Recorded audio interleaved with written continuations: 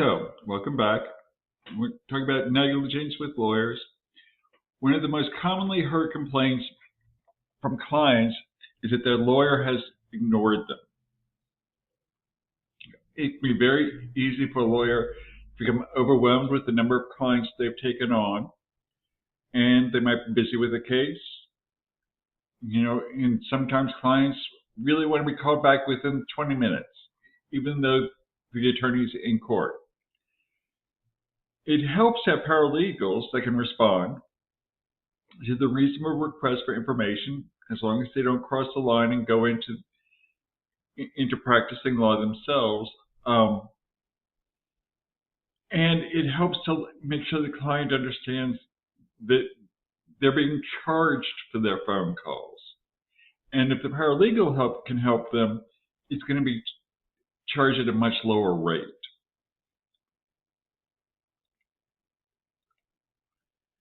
Negligent calendaring. It's a prevalent cause of negligent actions. That's because, you've got all sorts of deadlines and court dates and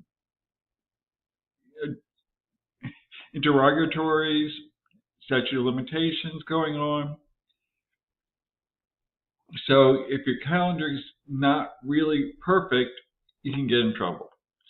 So paralegals can assist lawyers by checking and double-checking calendar entries. And deadlines should have several upcoming warning entries. Even with Outlook, you can have it remind you of things 24 hours before or the week before, all of those things. Client communication and meetings should be calendared. Calendar systems must be backed up. And counting days for deadlines can be trickier.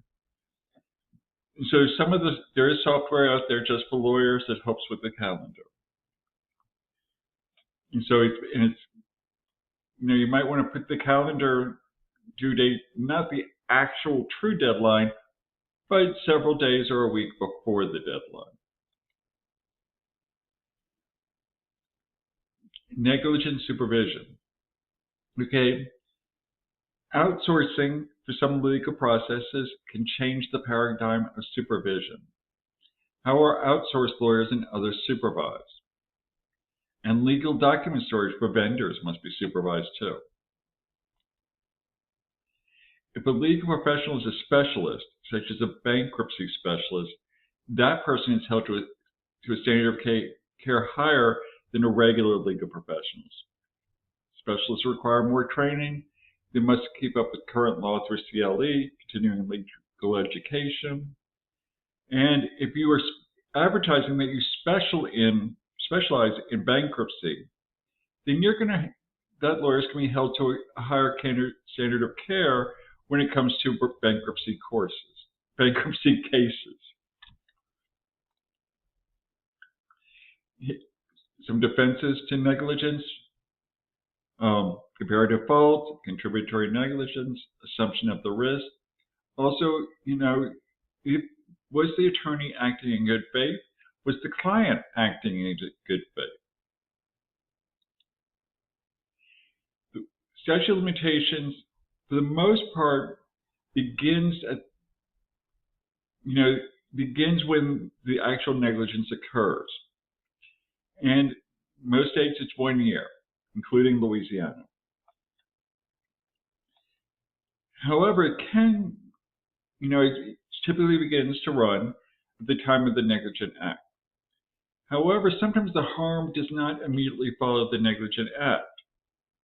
So the statute of limitations starts running when the negligence is discovered. Maybe the lawyer is negligent, but no one realizes it until the will is read. Now, if it's an ongoing case and the lawyer commits negligence, even if the client doesn't realize it at that time, the clock is started. Lawyers and clients have a contract. If that is what makes it so that they can sue them. Now, if you're not the actual client, it becomes much harder to sue the lawyer for their negligence because they never owed you a duty. There is exception with the intended beneficiary of a will. By the time the will is read, the client is dead. So in those cases, if someone, because of the lawyer's negligence, a beneficiary was not included in the will, or the will was written in such a way that the instrument is thrown out and somebody under that will was going to be a beneficiary, they can sue for negligence, even though they weren't the client.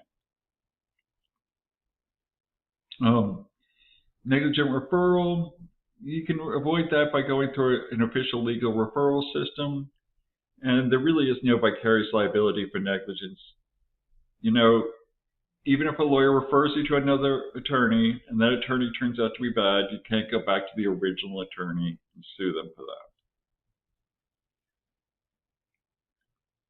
In the law firm, all partners are liable for one attorney's negligence.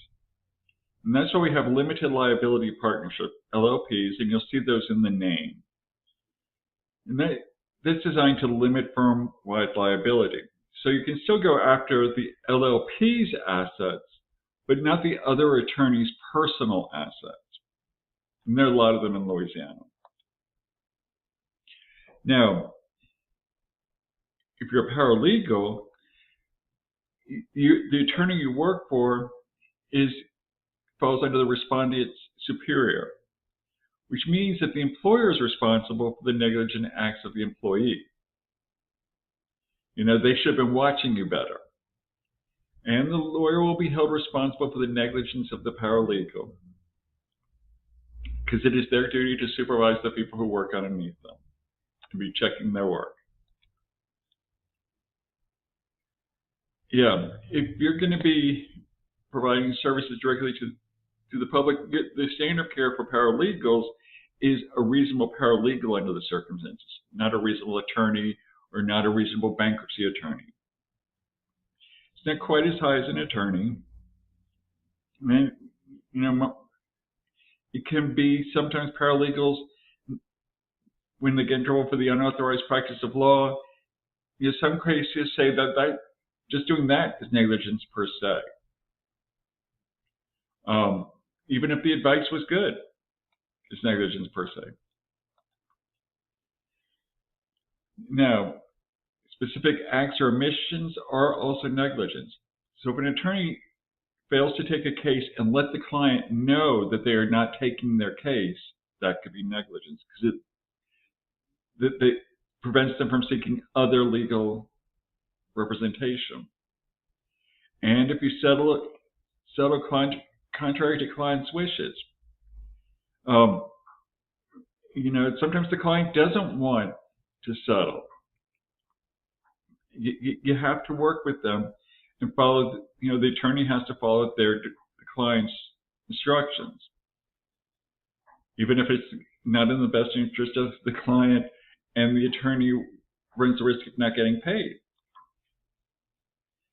There's all sorts of professional liability insurance out there for attorneys. They nearly always have it. They should always have it. It's required. And it also will cover the paralegals working for them. Some paralegal competence, did they attend paralegal school? Are they keeping current with the law? And did they take the exams offered by those paralegal associations? All those can prove competency. Avoid professional negligence, of course. Keep current with the law. Be careful with specialist designation. Be honest a bit about what you don't know. Be loyal to your employers and clients. And never try to hide an ethical problem or an error. If you are an independent paralegal, which is becoming more common these days because they realize they can make more money if they are getting the money for their billable hours rather than the attorney, you need to have your own insurance. Okay, that wraps up Chapter 7, and good luck.